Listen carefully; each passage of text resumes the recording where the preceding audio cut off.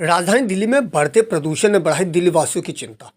प्रदूषण के कारण पार्कों में घूमने वाले सैलानियों पर दिख रहा है इसका असर। पार्कों में आने वाले लोगों की संख्या में हो रही कमी। सुबह सुबह पार्कों में घूमने वाले लोगों को करना पड़ रहा है प्रदूषण का सामना। सरकार के सभी प्रयास हो रहे नाकाम।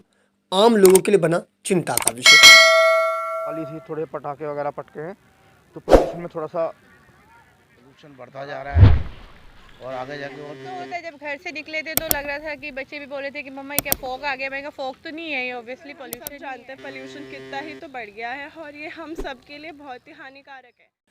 राजधानी दिल्ली में पिछले कुछ दिनों से लगातार प्रदूषण का स्तर बढ़ता जा रहा है।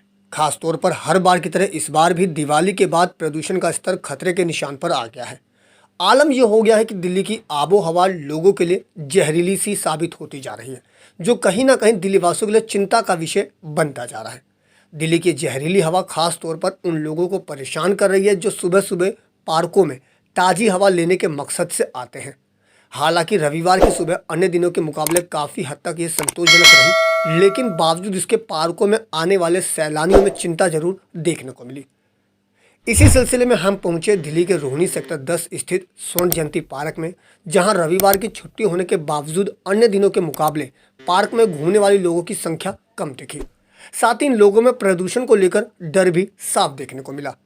अधिकतर लोगों ने यही कहा कि वे सुबह सुबह पार्कों में ताज़ी हवा लेने के लिए आते हैं, लेकिन इन दिनों उन्हें प्रदूषण का सामना भी करना पड़ रहा है।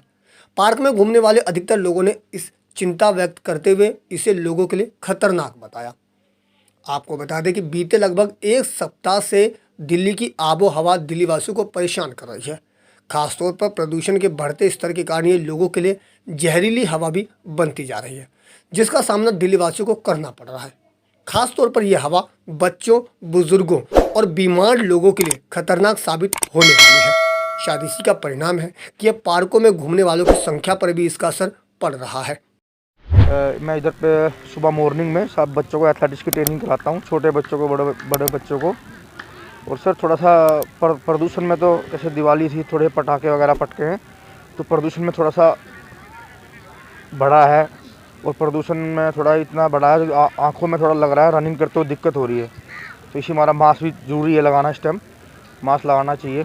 तो इसमें मास्क भी लगा, इसी हमारा मैंने मास्क लगाया सुबह सुबह। तो मास्क की तो जरूरत नहीं पड़ती है मॉर्निंग में। और थोड़ा सा पोल्यूशन बढ़ा है। अभी मेरी आंखें बनी हैं फिर भी आया हूँ। पोल्यूशन बढ़ता जा रहा है और आगे जाके और दिक्कत होगी।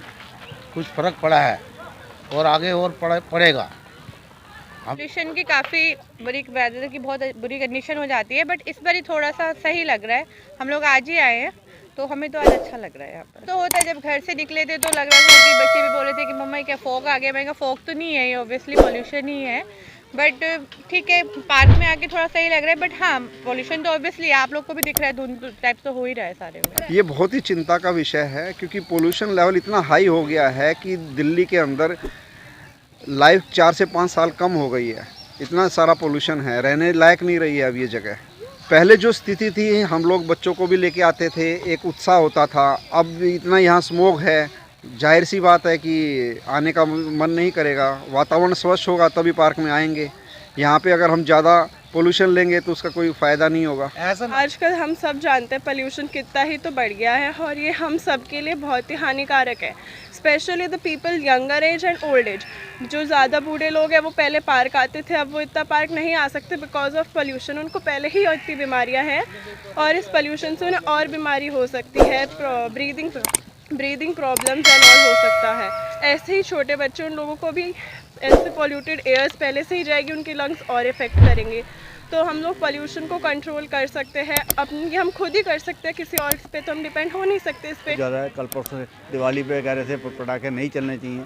पटाखे मेरे ख्याल दिवाली में पहले से ज़्यादा चले। इस बार पोल्यूशन उसके बाद बहुत बढ़ गया है, मतलब सांस लेना मुश्किल हो रहा है। देखो क्या गवर्नमेंट करती है कि जी बिल्कुल कम आ रहे हैं, बहुत कम आ रहे हैं पोल्यूशन के कारण। हमारे साथ ही नहीं आ रहे।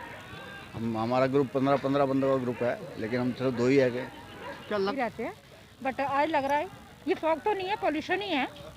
हाँ, ये है कि भी जिनको अस्थमेटिक प्रॉब्लम है या कोल्ड रहता है, शायद उनको इसका ज़्यादा इम्पैक्ट पता चले। राजधानी दिल्ली में पिछले कुछ दिनों से लगातार बढ़ रहा प्रदूषण चिंता का विषय बनता जा रहा है।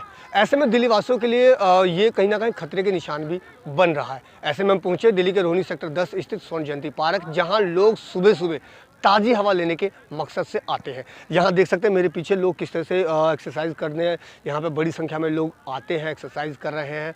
साथ साथ में कुछ बच्चे भी हैं जो ना केवल एक्सरसाइज कर रहे हैं, साथ में बच्चे मैच भी खेल रहे हैं। क्यों? उनका सिर्फ एकलौता मकसद यही होता है कि यहाँ पर आएँ सुबह सुबह और उनको ताज़ी हवा मिल सके। लेकिन अधिकतर लोगों का कहना यही है कि जिस तरीके से पिछले कुछ दिनों से प्रदूषण का स्तर बढ़ा है, वो कहीं ना कहीं लोगों के लिए चिंता का विषय बन रहा है। अधिकतर लोग यही कह रहे हैं कि लोग यहाँ पे आते तो हैं ताज़ी हवा लेने, लेकिन इस दौरान उन्हें प्रदूषण का भी सामना करना पड़ रहा है। आपको बता दें कि यहाँ बड़ी संख्या में लोग सुबह सुबह ताज़ी हवा लेने के मकसद से आते हैं, लेकिन जिस तरह से प्रदूषण का स्तर बढ़ा है, अब लोगों की संख्या भी कम हो गई है। उनका एकमात्र कारण यही है कि जहां प्रदूषण है तो लोग ऐसे में सुबह ताज़ी हवा कैसे मिल पाएगी। हालांकि इसमें कोई दोहराई नहीं कि दिल्ली सरकार द्वारा भी लगातार इस पर काफ़ी प्रयास किए जा रहे हैं, लेकिन इस समय सारे प्रयास नाकाफ़ी साबित हो रहे हैं। ऐसे में देखना लाजमी होगा कि सरकार द्वारा किस तरीके से प्रयास किए जाते हैं ताकि प्रदूषण पर लगाम लगाई जा सके। दिल्ली से अपने सहयोगी अनुज झा के साथ अजीत कुमार की रिपोर्ट, हम वतन टीवी।